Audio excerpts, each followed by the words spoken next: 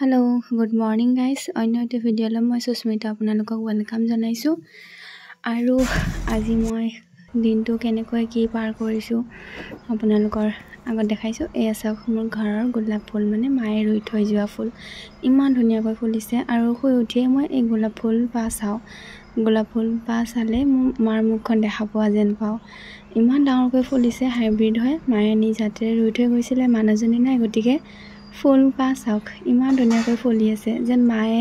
ফুলি আছে, ঘৰখনত পোহৰা দি আছে তেনেকৈ লাগে মোৰ। গতিকে ৰাতিপুৱা শুই উঠিয়েই চকুকেইটা মোহাৰি মই এইফালে গোলাপ ফুল চাবলৈ আহোঁ। আৰু এটা কৰি হৈ আছে, সেইটো ফুলিব আৰু দুদিনমানৰ পিছত ধুনীয়াকৈ। আৰু এইফালে হৈছে আমাৰ কি ক'ম এতিয়া, লোকেল গোলাপ, যিটো আমাৰ সৰু সৰু হয়, আৰু সেইকেইটাও ফুলি আছে। আৰু এনেকৈ মই শুই উঠি ফুল চাব আহোঁ, খুব বেছি ভাল লাগে, মনটো ভাল লাগি যায়। আৰু এই ফুল আমাৰ কুৱাপাৰৰ চাইডে আছে, আগ চাইডে নিব লাগিব বাৰু। আৰু এইফালে লাগি আছে আমাৰ বিলাহী। আৰু এইফালে মোৰ ৰাতিপুৱাৰ এনাৰ্জি ড্ৰিংক, মই চাহৰ সলনি এইটো খাওঁ। দিনটো এনাৰ্জেটিক হৈ থাকিব লাগিব ন, চ' এইটো মই খাই দিওঁ আৰু ৰাতিপুৱা। আৰু এইফালে ককাই বইল কৰি থ'লে মিঠা আলু, মই নাখাওঁ, মই বেয়া পাওঁ খাই, ককা আৰু দেউতাৰ ফেভৰেট।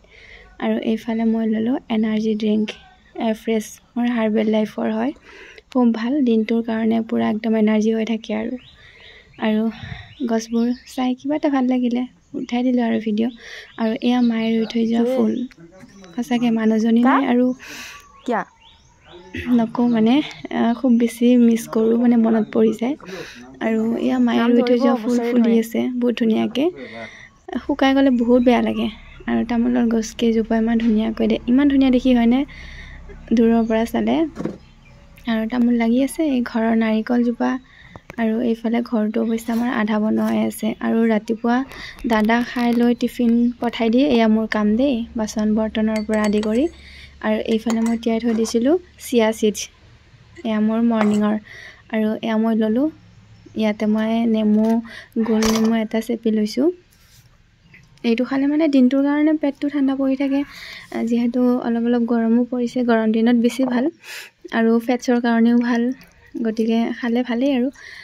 মই এনেকৈ তিয়াই থৈ দিছিলোঁ ৰাতিতে, আৰু এই ৰাতিপুৱা মই নেমু আটি দিলোঁ ইয়াতে।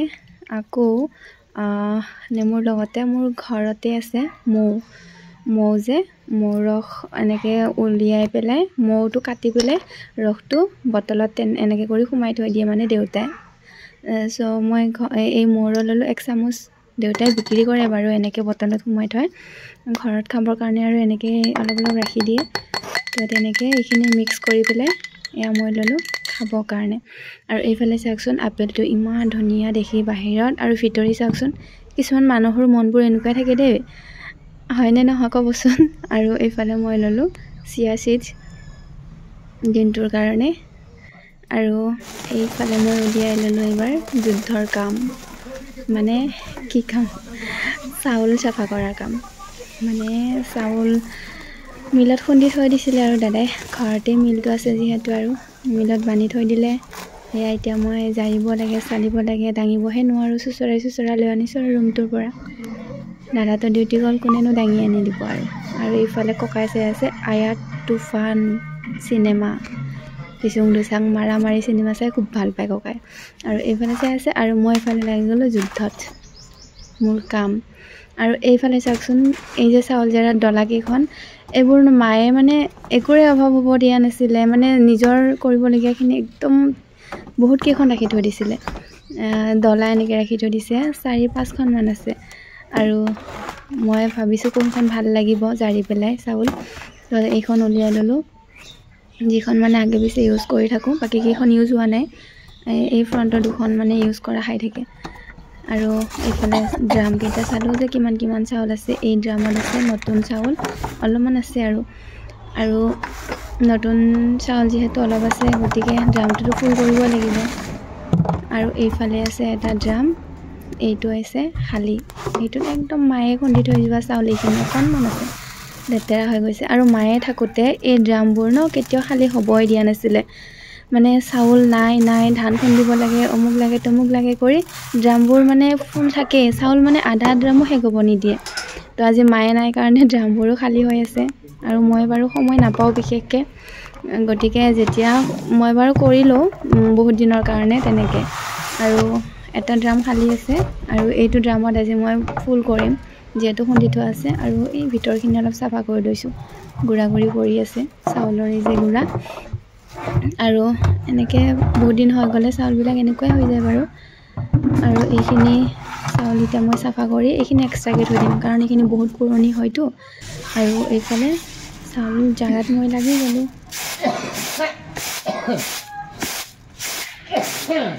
অৱশ্যে এইবোৰ কাম কৰি ভালেই লাগে দেই ঘৰত এনেই থকাতকৈ কিবা নহয় কিবা এটা কৰি থাকিলে সময়টোও গুচি যায় তেনেকৈ গুচি যায় কাম কৰি থাকিলে গমটোও পোৱা নাযায় গতিকে আৰু এইবোৰ কাম কৰাৰ অভ্যাস আছেও যিহেতু মই মাৰ পৰাই মই শিকিছিলোঁ মায়ে শিকাইছিলে আৰু সৰুৰ পৰাই মই মানে এইবোৰ কাম কৰি ভাল পাওঁ মানে মোকো শিকাই দিয়া মায়ে মানে দুখন ডলা কৰি লয় এখন মোক দিয়ে এখন মায়ে লয় তেনেকৈ কৰি মায়ে মোক শিকাই দিছিলে তাতে এইবোৰ বস্তাৰ পৰা ওলাই পেলাই মই জাৰি আছোঁ ঘৰত মানে কি দাদাই 2 মৰা দিলে মিলত বেছি তুঁহ গুৰি আহিলে সময় লাগি যায় চাফা কৰিব বুলি পেলাই তেনেকৈ তুঁহ গুৰি বাৰু বহুত কমকৈ আহিছে এনেকৈ জাৰি লৈছোঁ আৰু চাউলখিনি খাবৰ কাৰণেতো একেবাৰে কৰি থৈ দিলে ভাল বহুত দিনলৈকে গুচি যায় নহ'লে আৰু অলপ অলপকৈ কৰি থাকিবৰ কাৰণে সময়ো নাথাকে আৰু ঘৰৰ ধান যিহেতু চাফা কৰিবতো ঘৰতে লাগিব আৰু এইফালে ককা গ'ল কাৰণ এইবাৰ গেটৰ কাম অলপমান পৰি আছিলে বাৰু গেটৰ ওপৰৰ ভাগ দিয়া নাছিলে বৰষুণ পৰি থাকিলে লোহাৰ গেট যিহেতু মামৰে ধৰি যায় ন তাৰ কাৰণে কাম লগাবৰ কাৰণে মানুহ আহিছিলে আৰু এই চাওকচোন চাউলকেইটা ইমান মৰম লাগে ন খুন্দি লোৱাৰ পিছত ইমান ধুনীয়া এটা এটাকৈ ওলায় চাউলবোৰ এনেকৈ এটা এটাকৈ মানে পৰিলেও উঠোৱা যায় কিন্তু ভাতকেইটা যে পেলাই দিয়া যায় বহুত বেয়া লাগে তেতিয়া বেছিকৈ ভাত বনালেতো এতিয়া ঠাণ্ডা দিনত খাবও নোৱাৰি বহুত বেয়া লাগে পেলাই দিবৰ কাৰণে কেতিয়াবা বাৰু পেলোৱা যায় চৰাইক দি দিওঁ আৰু বেলেগতো উপায় নাই তেনেকৈ আৰু এইফালে চাউলখিনি জাৰি লৈ পেলাই এতিয়া মই চাউলখিনি চালিম মানে কিয় জানেনে ধানখিনিতো বাৰু মই গুচাই লৈছোঁ হাতেৰে আৰু চালিবৰ কাৰণে চালনি লৈছোঁ এই চাউল ইমান মৰম লগা চাউলকেইটা মোৰ বহুত মৰম লাগে এইফালে চালনি লৈ পেলাই মই চালিবৰ কাৰণে লাগি গ'লোঁ কাৰণ যিটো সুদি বুলি কয় আপোনালোকে কি কয় নাজানো সুদি চাউল যোনটো সেইখিনিতো খাব নোৱাৰে ন বালি চালি থাকে ইমান সৰু হয় বালি থাকিব পাৰে তো সেইকাৰণে চালি মেলি এইখিনি এক্সট্ৰা কৰি দিওঁ আৰু সেইখিনি মুৰ্গীৰ হৈ যায় আৰু এইখিনি আমাৰ ভাগৰ তো এনেকেই আৰু চাউলবিলাক মই চাফা কৰি ল'লোঁ ড্ৰামত সোমাই লৈ কিন্তু গোটেই নহ'ল গোটেইখিনি বহুতখিনি থাকিলে ন এনেকুৱা লাগি গৈছিলে যেন আকৌ কোনোবাই যদি আহি পেলাই কৰি দিল হয় এনেকুৱা লাগিছিলে মানে বহি যে কোমৰৰ বিষ হৈ গ'ল ইমানখিনি মানে খুন্দিব লগা হৈছে যে আৰু একেদিনাখনে নকৰিলে সদায় কৰি থাকিব ভালো নালাগে সময়ো নাপাওঁ গতিকে এদিনতে কৰি লৈছোঁ সেইকাৰণে সময়ো লাগিছে আৰু এইফালে চাউলটো চালি পেলাই খাবলগীয়াখিনি মই এনেকৈ এক্সট্ৰাকৈ থৈ দিছোঁ আৰু এনেকেই আৰু আপোনালোকে বাৰু কৰেনে নে হাজিৰা দিয়ে নে নিজেই কৰে নে কিনি খায় আমি কিন্তু ঘৰৰে হয় গতিকে কিনি নাখাওঁ চাউলটো নিজেই কৰোঁ হাজিৰা দিওঁ ক'লেও পাৰি কিন্তু মই যিহেতু আজি মানে ফ্ৰী আছিলোঁ আৰু গতিকে কৰি দিলোঁ আৰু হাজিৰানে কি মাতিম আৰু এনেই থকাৰ সলনি আৰু হাজিৰা মাতিলে পইচাওতো লাগিব ন সেইখিনি পইচাটো ঘৰত কিবা এটা বজাৰেই আহি যাব গতিকে নিজে কৰাই বেছি ভাল বুলি ভাবিলোঁ আৰু নিজেই কৰিলোঁ জানো যিহেতু সময়ো আছে যিহেতু আগতে বাৰু মা থাকোঁতে ইমান কৰিব লগা হোৱা নাছিলে আৰু এইফালে মোৰ ৰাতিপুৱাৰ ব্ৰেকফাষ্ট আপেল আৰু আলমণ্ড তিয়াই থৈ দিছিলোঁ আৰু মগু কেইটামান আৰু এয়া মোৰ এফ্ৰেছ এনাৰ্জি ড্ৰিংক আৰু এইফালে গেটৰ কামেই দাদাহঁতে গেটৰ কাম লাগি আছে মানে গেটৰ ওপৰৰ ভাগটো দিব আৰু এয়া চাউলখিনি জাৰি মানে এইখিনি হৈছে গোটেইখিনি হোৱা নাই বাৰু আধা হৈছে এইখিনি আধা কৰিলোঁ আৰু বস্তাত আধাখিনি আছে আৰু তাৰ উপৰি এইখিনি ওলালে সুদি চাউল যিখিনি মানে মুৰ্গীক দিব লাগিব চালি পেলাই মানে ৰৈ পৰাখিনি আৰু এইফালে এইকেইটা ওলাইছে ধান চাউলৰ পৰা ধানটো বাৰু কমেই ওলাইছে আৰু এতিয়া এইখিনি সামৰি থ'ব লাগিব কাৰণ দুপৰীয়াও হৈছে এতিয়া গা চা ধুই আকৌ দুপৰীয়াৰ ভাত সাজ বনাব হ'বই আৰু এইফালে দাদাহঁতক মই ক'বলৈ গ'লে যে গেটটো যে ভিতৰৰ পৰা মানে যে এইটো খুলিব পাৰে কিবা এনেকুৱা কাটিং কৰি দিব পাৰে নেকি হয় দিব পৰা নাছিল মানে বাহিৰৰ হাতটো সোমাই কেনে যে মানে লকটো খুলিব কৰি দিবচোন এতিয়া পাৰিবনে এতিয়া মানে আজি আৰু কৰি দিব হা মানে লকটো লগাই ৰাখিলে মানুহ আহি কিনে মানে নিজে খুলি ল'ব পৰাকে আৰু বাহিৰৰ পৰা হাতখন সোমাই কিমান ওখ দিবি হা খটাটোতকে পোষ্টটোতকে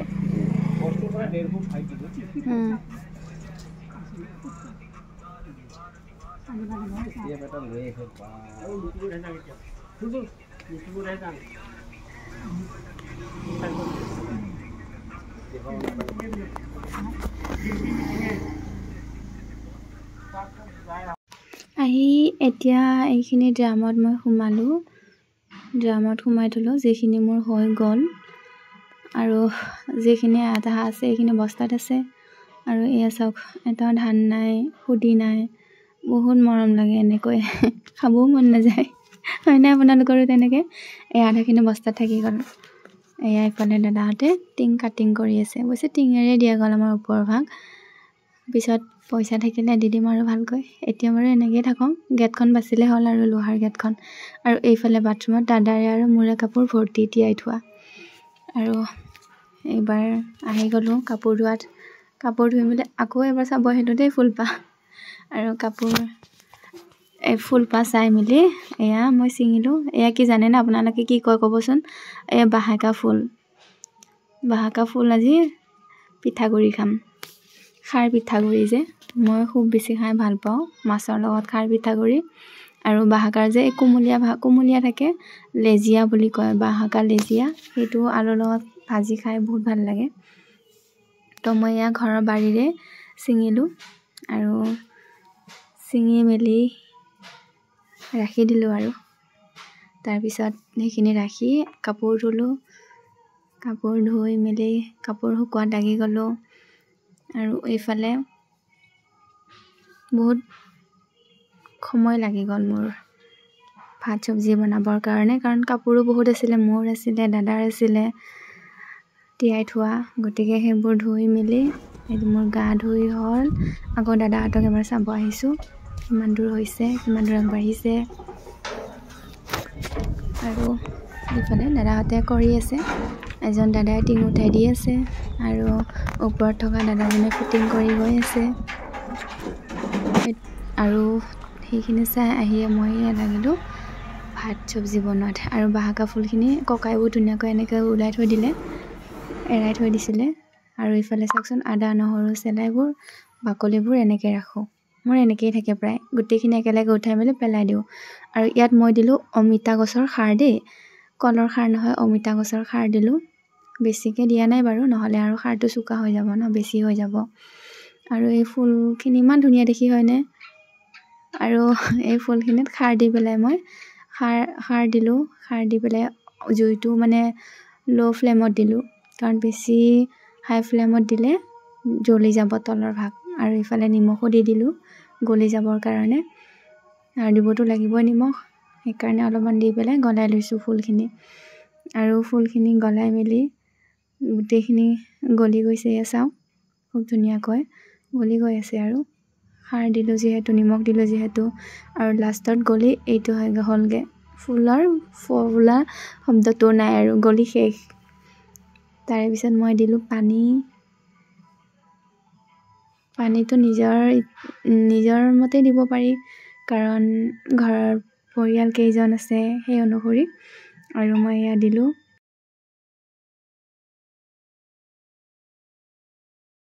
আৰু এইফালে মোক দাদা কেইজনে মাতি পঠালে যে কিমানখিনি কাটিং কৰিব লাগিব কোন মানে